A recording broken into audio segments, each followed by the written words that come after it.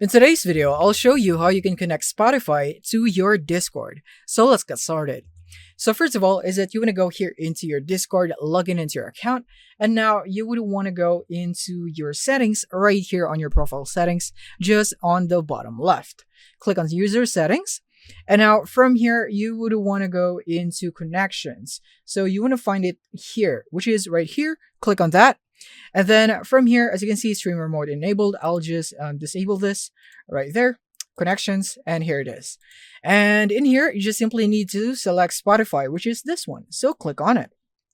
And now from here, it would now open up this tab on your browser. So you just simply need to log in into Spotify right there. So I'm just going to go for example, my Facebook account, or you just simply provide your login details into your Spotify in here to log into your Spotify account. Once you're logged in, you will now be prompted in here.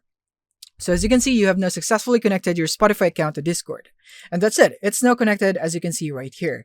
And that's how you do it. Thank you for watching and see you on the next one.